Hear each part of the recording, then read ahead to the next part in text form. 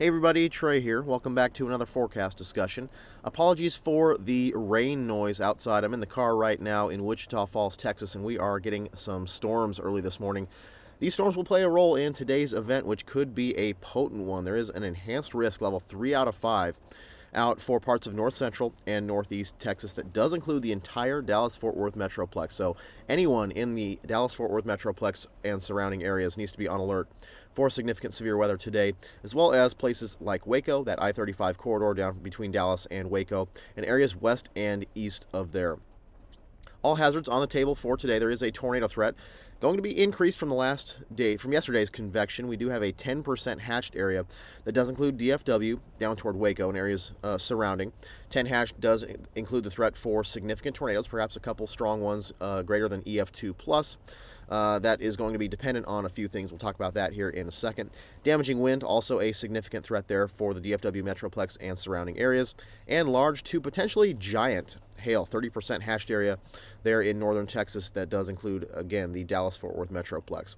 Also a rare setup out to the east today. We have an enhanced risk for the Florida Peninsula with a main risk of a large to significant hail event. This is the first time this has ever happened, a 30% hatched area for hail in the Florida Peninsula. Very unique setup down there. Going to focus on the Texas setup in this video, of course, but we will take a look briefly at that Florida setup because it is a unique one. So let's go ahead and get started. Once again, I apologize for the background noise. I'm in the car right now, and we're getting some storms right now in Wichita Falls, Texas this morning.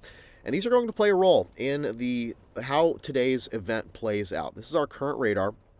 Recording this just after 9 a.m. Central Daylight Time. Here is the Dallas-Fort Worth metroplex right down here, and here is our current storm complex moving off to the east or east-southeast. And you'll notice that they're kind of propagating instead of moving. And what I mean by that is you see just some convective regeneration on the front side of the ongoing convection. That tends to tell me that there is some sort of outflow boundary here on the leading edge of this complex, and the outflow boundary is going to be critical. Wherever it is placed today is going to be a critical location and may have impacts on where the warm front sets up. We'll talk about the surface pattern here in a second. But ongoing convection right now, some sporadic severe reports this morning, maybe some instances of some small hail and a damaging wind report or two, but this activity should remain mostly sub-severe through the morning. May start to get close to the northern portions of the DFW metroplex over the next couple of hours, but this is not going to be the main round of severe storms. We should get regeneration on the trailing outflow boundary / warm front, and that's what we'll go into now. So let's take a look at our upper air maps. This is at 500 millibars right now, and you see that trough that we talked about yesterday has moved off to the east pretty quickly and is situated over the northeast New Mexico region right now. It still has that positive tilt that we talked about yesterday, which means that axis is leaning a bit toward the right. Usually for severe weather events, we want to see that axis lean toward the left a little bit. That is going to happen as we go through the day today. It will start to take on a more neutral tilt. That means it's strengthening. That means a little bit better reflection of ingredients for severe weather in the exit region of this trough. Unlike yesterday, where we had just some isolated storms along the dry line because forcing was at a minimum, this trough is going to be much closer to the target area today, and therefore we should have much greater synoptic scale forcing for ascent for widespread severe storms. Now, because that trough has moved off to the east, we have seen a low-level response, 850 millibar. You see that about a kilometer off the surface, you see that cyclone there situated across West Texas. That is a reflection of that trough moving across the Rockies and generating Lee cyclogenesis to the east of the Rockies. Now, you don't notice a strong low-level jet associated with this cyclone, and that is going to maintain itself throughout much of the day. And so we should see low-level shear across much of the area that stays a little bit on the weaker side throughout the area, and that is going to really lead to a large to significant hail threat. We'll talk about that in a second. That, with the exception of areas along the warm frontal zone. So here's our surface map. You see a surface low center there in the Texas South Plains with a warm front stretching this way. We'll zoom in here in just a bit to our actual surface data and place that warm front more specifically. But a warm front there surface low there, and we should have a dry line that sets up somewhere to the south of that surface low. This warm front is going to be a key factor in today's event. The surface low going to weaken a little bit and maybe move somewhat off to the northeast today, and this areas ahead of that and along the warm front are going to have enhanced low-level shear given the wind shift along that boundary, and that is where we could see an enhancement in tornado potential, hence the somewhat narrow corridor across North Texas for significant tornadoes. That's going to be focused right along that warm front. Now, where the warm front sets up is going to be dictated by where this current activity continues this morning. If this outflow boundary continues to push south, we could see that warm front push south, perhaps as far south as I-20 or even a little bit farther south. Right here, you see I-20, that green line right there. Here's DFW once again. So it's going to be a day where we have to watch the surface observations and the radar to see where that boundary sets up. It looks like most of this convection is going to stay confined to far northern Texas as it moves off to the east. Here, again, Dallas-Fort Worth metroplex this morning may see a few rumbles of thunder on the north side especially, but it looks like most of this activity will remain clear of the area. And so that should allow the boundary and the warm front to set up somewhere along or near I-20, maybe just north or south, give or take a county or two. Again, we'll have to watch to see where that sets up in the next couple of hours. But that's going to put the DFW metroplex, the entire DFW metroplex, under the gun for significant severe weather later today. And we'll take a look at some more model data in just a second. So our surface low going to move off to the northeast a little bit. That warm front, wherever that sets up, is going to be the greatest area for tornado potential with this setup. Let's go ahead and look at some surface data. Let me refresh this here real quick and show you where the moisture is located. Now, yesterday had some moisture problems. Temperature dew point spreads were on the high side, generally over 20 to 25 degrees Fahrenheit. That is not as favorable for tornadoes, and didn't really see any tornadic activity from yesterday's event because those cloud bases were so high, and those storms generally produced a lot of outflow and large hail because of the high temperature dew point spreads. Today, not going to be an issue, especially south of that warm front. We have 60s dew points all the way up, basically to the DFW metroplex, which is right here right now. You see a 60 dew point just to the south and west of the DFW area. So those dew points have made their way up pretty significantly to the north. Here's our surface low. You see that little kind of spin there in the wind barbs. Surface low located right here, generally south of Lubbock. At least centered south of Lubbock, and our warm front is somewhere in this vicinity right here. You see temperatures in the 50s, the low 50s to the north, temperatures in the 60s to the south. Also see that dew point reflection, dew points in the 60s to the south of the boundary, and dew point temperatures in the 50s to the north with a little bit of a wind shift here, more southeasterly winds, generally south of DFW right now with more easterly winds to the north. So the warm front is situated probably somewhere right in here at the moment. And again, this is not going to retreat too far northward because of this ongoing convection in northwest Texas right now, and it may even be pushed south slightly over the next couple of hours if that outflow is able to interact with the warm frontal boundary. But again, wherever this warm front sets up is going to be our favored corridor for significant severe weather ahead of that surface low along the warm front. Let's take a look at a few soundings here. So this is the Dallas-Fort Worth sounding from 7 a.m. Central Daylight Time this morning. You see a couple things right off the bat. Moist layer near the surface. Again, the red profile is our temperature profile. The green profile is the dew point profile that the weather balloon sees as it goes up in the atmosphere. Starting to rain a little bit harder here in Wichita Falls. But this is a fairly shallow moist layer, and I do expect that to deepen somewhat as we go through the day today. Again, Dallas-Fort Worth, at least right now, has an easterly surface wind. So I believe it is probably right on the surface warm front, and probably at 7 a.m. when this balloon was released, maybe just north of the warm front. So we are just a little bit removed from the main warm sector here in Dallas-Fort Worth at the sounding, the time of this sounding. But still, you see some low-level moisture. It is a fairly shallow moist layer, but there is low-level moisture. And you do see some semblance of elevated mixed layer here aloft. Again, that EML is that plume of well-mixed, dry, warm air that generates itself at the low levels in the desert southwest or western Mexico and gets transported eastward atop that moist layer over the plains, and that's how we build instability and prohibit storm formation early in the morning in the warm sector in these events. And so a little bit of EML in play today. That is going to remain across the region. We should see destabilization throughout the day, so this EML is not going to hold anything back. Yesterday we had some capping concerns because of the great distance between the trough and the target area, which was not able to erode the cap fully in a lot of areas. But here, not going to be an issue today, especially with the proximity of the trough to our area.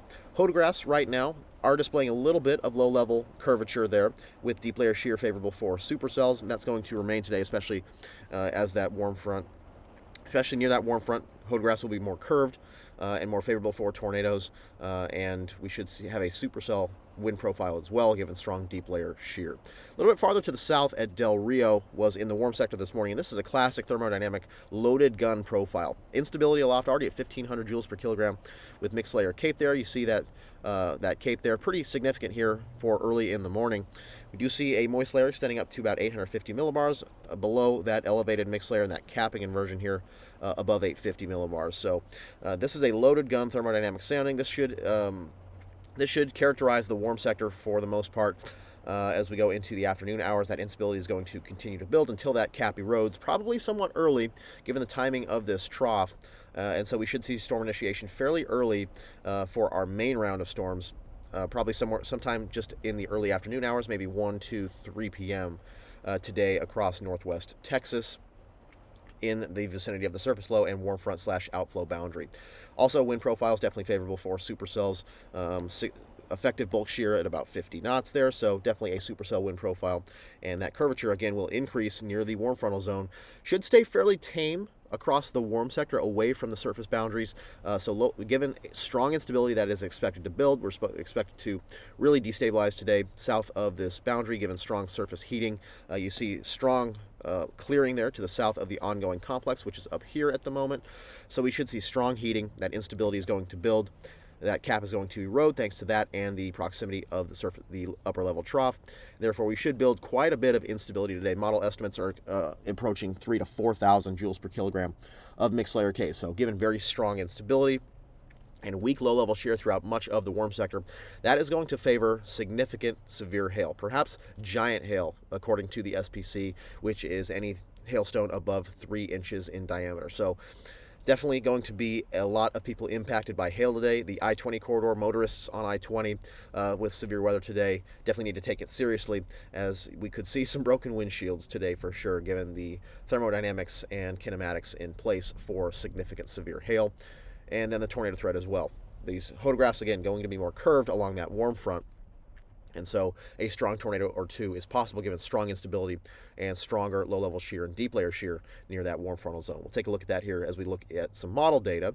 This is the 12Z NAM run. I'll go to 500 millibars here. So this is our 500 millibar map. That trough initialized very nicely out here across northern New Mexico.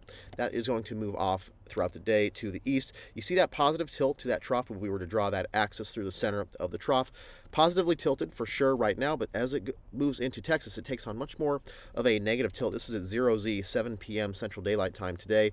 Definitely more up and down. Maybe it's slightly positively tilted still, but much more neutrally tilted as what we're seeing right now. That means a little bit better, ingredients for severe weather in the exit region of that trough as it moves in. So that trough going to move in. We will be in close proximity. Strong forcing arrives. So you see the exit region of the trough arriving. This is at 1 p.m. Central Daylight Time, encroaching on that warm sector there northeast of the surface low. So we should see storm formation fairly early today for our second round, probably just after lunchtime, 1 to 2, maybe 3 p.m. for our initial storm formation, and then storms will move east-southeast going into the afternoon and evening hours. 850 millibars, we should see that low-level jet modestly strengthen throughout the day as the low-level cyclone takes a little bit more shape, a little bit consolidates just a tad more. You see a little bit of a plume of stronger low-level jet there across the north-central Texas vicinity ahead of the ongoing convection.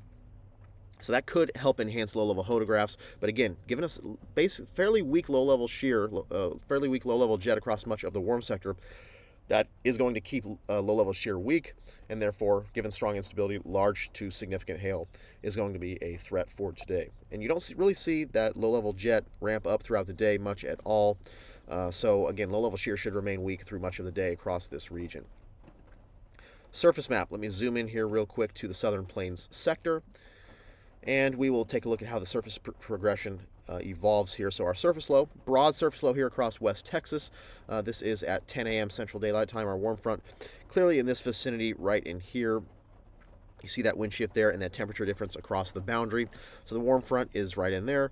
This is at 1 p.m., 4 p.m. Central Daylight Time. That warm front definitely more pronounced as we go into the afternoon hours. Surface low somewhere situated in here. It's kind of a broad surface cyclone at this point, but our warm front is pretty clear. The warm frontal boundary, perhaps convectively reinforced warm front, you see it sagged a little bit farther south here in the western portions of the boundary. That's because of that early outflow from these morning storms. So again, wherever that sets up is going to be critical. Right now, the NAM has it somewhere near the I-20 corridor there, Abilene eastward, and then arcing northeastward toward the Dallas-Fort Worth metroplex. Again, any storms that ride along that boundary will have enhanced low-level shear for an increased tornado threat, whereas mostly a large hail threat will exist elsewhere. And then we will see storms congeal into a line as that cold front, as the front kind of sags southward pretty quickly, and we should see more of a line of storms with perhaps significant damaging winds as we go into the evening hours. So this is our moisture. You see those 60s dew points in blue there. This is at 21Z. Clear sort of triple point right in here across northwest Texas ahead of that surface low along the warm front. So that is where storms will likely fire there, right on the trailing end of the ongoing convection's outflow boundary / warm front, and ahead of that surface low along the dry line as well, perhaps farther south, given stronger forcing today than yesterday. We should see some storms perhaps farther down south along the dry line into central Texas, but again, the main threat will be ahead of that surface low and warm front in northern Texas. So let's take a sounding here from that triple point vicinity. This is at 4 p.m. See if it is convectively contaminated here. I'll take one a little bit farther south along the dry line there. So here is our profile, right along the warm front near that surface low. This is at 21Z. You see ample instability here. Almost 4,000 joules per kilogram of mixed layer cape. Strong low-level instability as well. Very fat 0 to 3 kilometer cape there. Over 200 joules per kilogram of 3 cape. That's the instability in the lowest 3 kilometers of the atmosphere. Very, very favorable for aiding in tornado genesis if there's any spin or vorticity, which there should be plenty along that boundary. Also, we have stronger low-level shear. Very strongly curved low-level hodographs. A little bit of a weakness there aloft, but I don't think that's going to be too much of an issue today. That could be a factor of some maybe a little bit of a short wave moving through a little too early today, but I don't think that's going to be too much of an issue, given we should see a discrete storm mode and a strong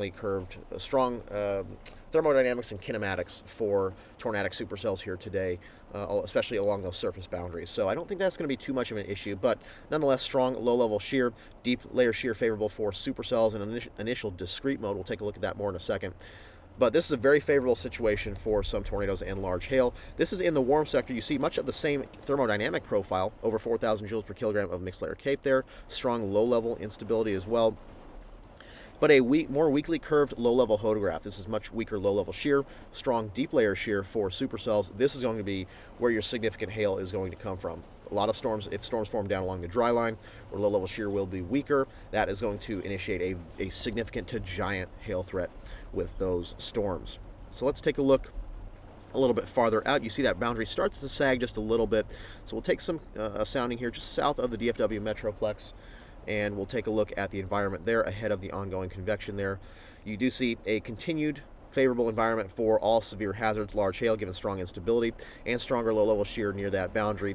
This is a favorable look for maybe a significant tornado or two, which is why the SPC has that 10 hatched area out for strong tornadoes. Farther south, we'll go to the slightly stronger moisture here. Those purples indicate 70s plus dew points.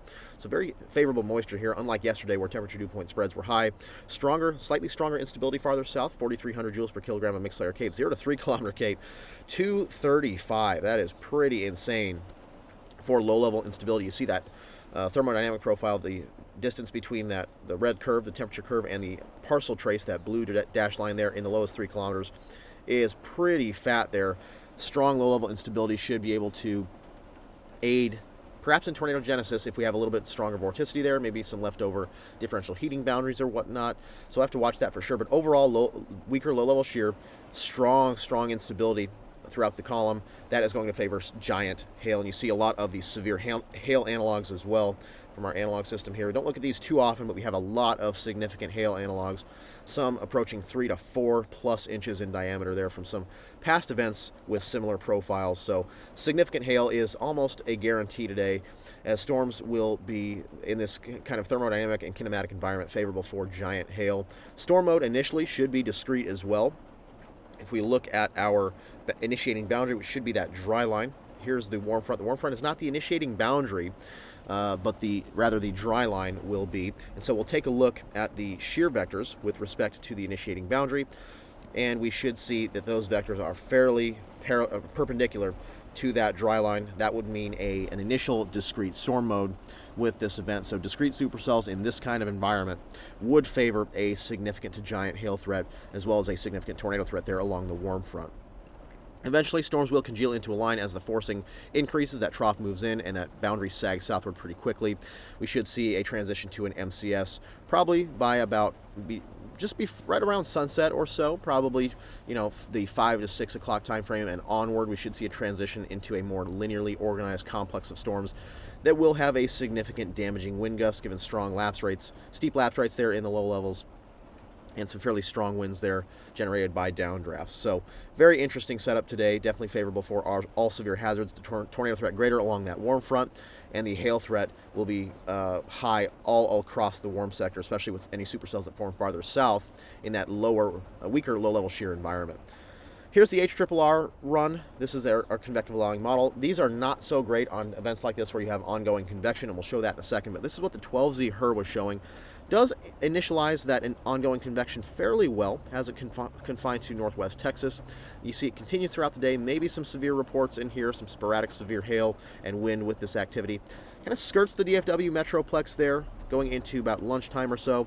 Then storms fire on the trailing outflow boundary / warm front from this convection, and these storms, especially near that warm front, will have the greatest threat for tornadoes with this activity. We do see some additional activity down along the dry line as well, but you see very potent supercells with this event ahead of that surface low along the warm front.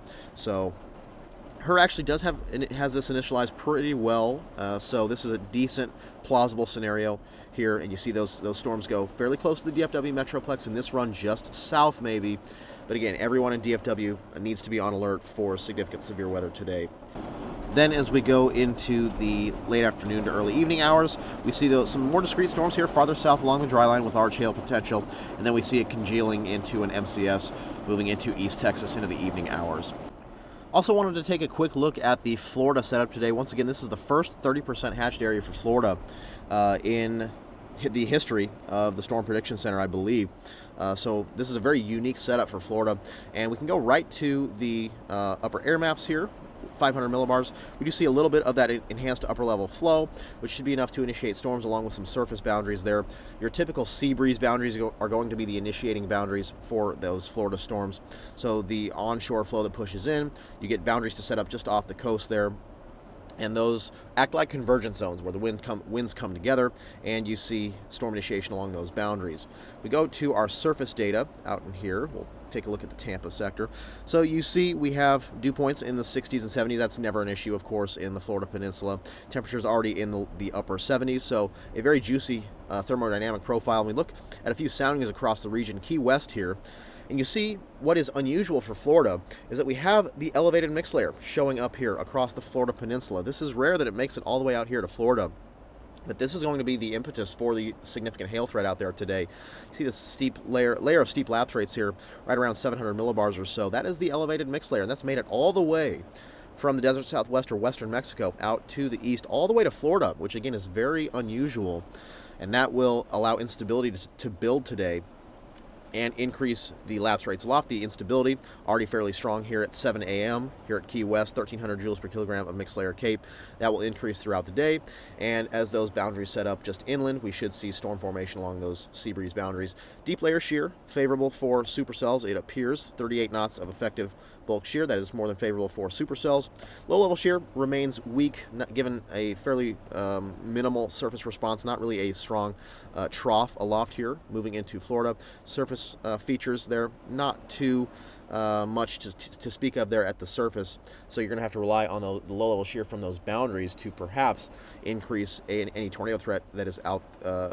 Any storms out there. There is a 2% out there, but again, the main threat is going to be hail, thanks to this very favorable thermodynamic profile for hail. Same thing at Tampa. You see instability already in place at 7 a.m. there, elevated mixed layer aloft. Just a very unique setup for Florida. And if we look at change sectors here to our southeast sector, you'll see what happens as we go into the afternoon. We get some storms to fire up there along those sea breeze boundaries once again. You can see them. Usually if you have a higher resolution surface map, you'll be able to see those sea breeze boundaries set up just inland as that onshore flow pushes in, and you get some storms to develop there across the region. So you see multiple storms develop there across the Florida Peninsula.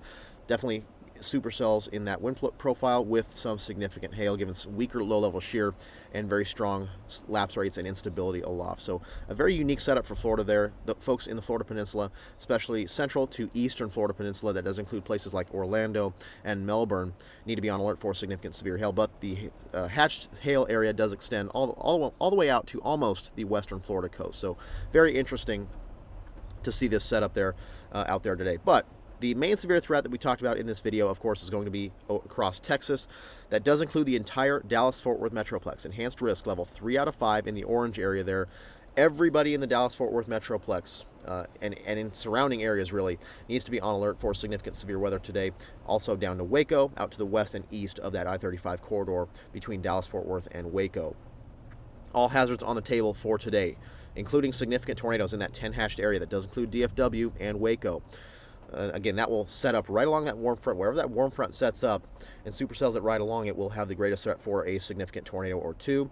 Damaging winds as well, especially as we go into the evening hours as storms congeal into more of a linearly organized complex. And significant to giant hail there, especially in that 30% hatched area that does include, once again, Dallas-Fort Worth. So we could be seeing some broken windshields and windows today across this region. Again, I-20 as well, motorists along I-20 need to be on alert, as well as those areas near Dallas-Fort Worth down to Waco. So that's going to do it for today's video. Thanks for watching, and we'll see you in the next one.